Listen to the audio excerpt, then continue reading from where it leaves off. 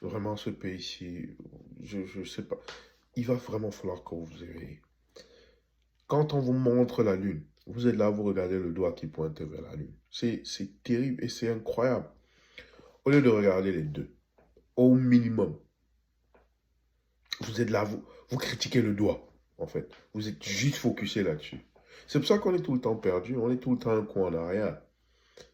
J'ai vu circuler depuis l'exclusion de M. Kamto des tas de messages de «Oh, le monsieur, il aurait dû participer aux législatives dernières. Il s'est levé un matin, il a décidé comme ça tout seul de ne pas aller aux élections. Maintenant, on est dans la situation actuelle. Hmm. Que oh, lui, vraiment, il n'a pas réfléchi. Hein. Égoïstement, il n'a pas voulu aller parce que vu que lui, il n'avait pas gagné, il ne voulait pas que les gens gagnent. Quand vous réfléchissez même comme ça, c'est vous le problème. Ce n'est même plus le RDPC, c'est vous le problème. Ce n'est même plus le RDPC. Moi, je vous le dis. Moi, je vous dis que c'est vous le problème parce que ceux qui sont allés aux législatives, ils ont fait quoi pour le Cameroun? Je dis, hein, les gens même qui sont allés aux législatives, là, ils ne sont pas capables aujourd'hui de réunir 15 000 personnes dans une salle. Ils ne sont pas capables.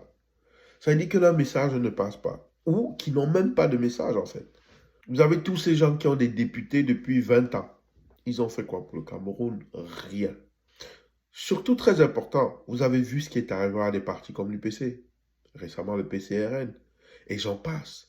Des partis qui se font infiltrer et détruits de l'intérieur. Je vous ai déjà fait une vidéo pour vous expliquer comment on gagne une élection, selon moi.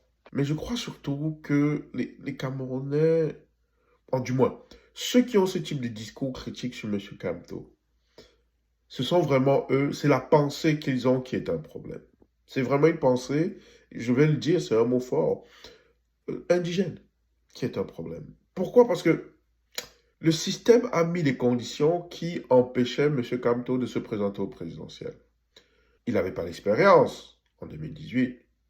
Sauf que lui, anticipant un cheval de Troie du gouvernement dans son parti, aux législatives et aux sénatoriales, le bureau de M. Kamto a décidé de simplement pas se présenter pour ne pas courir le risque d'avoir des élus qui se retrouvent compromis et aux affaires. Et on a vu par la suite qui était vraiment dédié à la cause du changement du Cameroun, pour qui le peuple était plus important que son intérêt personnel. Et on a rapidement vu le tamis se faire. Donc aujourd'hui, hein, plus de 7 ans plus tard, hein, le système, notre pays a des conditions qui sont mises en place pour déterminer si tu peux être candidat au présidentiel ou non. Les gens sont là, ils me parlent encore de 2018-2020. On a des conditions pour déterminer si tu peux être candidat au présidentiel ou pas. La question est, est-ce que M. Kamto remplit ces conditions-là? Vous comprenez? Vous voulez le changement. Hein? Vous avez quelqu'un qui est là, qui inspire réellement le changement.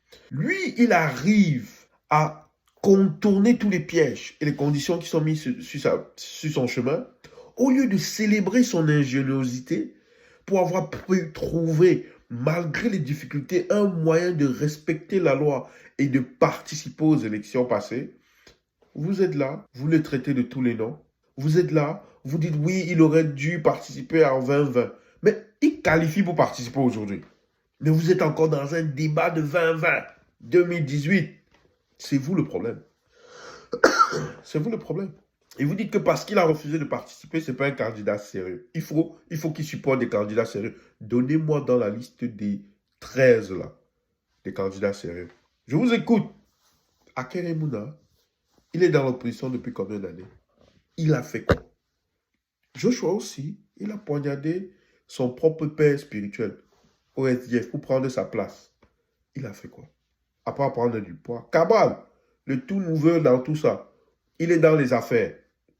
Donnez-moi donc un candidat sérieux. Issa Chiroma. Mais vous êtes des blagueurs. Je dis toute l'opposition réunie. Toute l'opposition réunie, si vous êtes honnête, n'a pas fait le 1/10 de ce que M. Kamto a fait. Je dis, vous les réunissez tous. Ils n'ont pas pu faire le 1/10 de ce que M. Kamto a fait. Mais surtout, plus important, Je crois que vous ne saisissez pas la portée de ce qu'il a réalisé. Beaucoup d'entre vous continuent à croire que l'objectif final, c'était de gagner les élections par les urnes. C'est faire preuve de naïveté. Et c'est surtout insultant pour l'intelligence de M. Capto. Et j'ai déjà fait une vidéo là-dessus.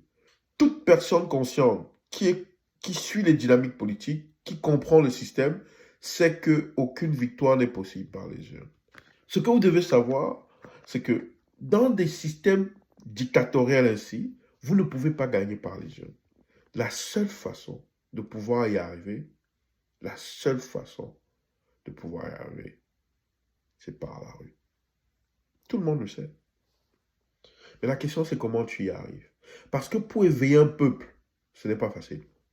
Et tout ce qui a été fait jusqu'à présent va simplement démontrer aux Camerounais, et surtout aux plus audacieux d'entre eux, que le seul changement possible, c'est par la rue et par le sang. Malheureusement, on est rendu là.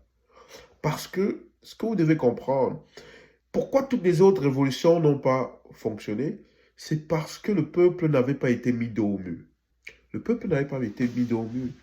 Il y avait toujours cette possibilité de recours, de chance, de pouvoir gagner par les élections, les calculs mathématiques. Et ça, c'était renforcé par une opposition divisée et infiltrée. Parce que le peuple n'avait pas été mis dos au mur, parce que le dictateur ou le roi n'avait pas été mis à nu, dénudé devant son peuple et ramené au stade d'humain. Parce que c'est ça le challenge. Parce que quand un peuple croit que vous êtes supérieur, Paul Biya, le président Paul Biya, omniscient, omnipotent, on n'attaque pas une divinité aussi facilement. Pour pouvoir attaquer une divinité, il faut la ramener au niveau de l'homme. Et c'est ce que la stratégie MRC, consciemment ou inconsciemment, est en train de réaliser. Donc, ils ont amorcé une dynamique où chacun doit jouer sa partition. Maurice Kamto et son mouvement jouent leur partition. Le régime dictatorial aussi jouera sa partition et joue sa partition. C'est ça que vous devez savoir, parce que ce que vous devez comprendre dans l'éveil d'un peuple et dans la mise à nu de son dictateur, c'est que pourquoi ça fonctionne, c'est simplement parce que vous n'avez pas besoin de 50% de la population pour renverser un système. Vous n'avez pas besoin de 50% de la population pour créer une révolution. 30% des plus ambitieux et des plus déterminés suffisent. Voire même parfois 15% suffisent.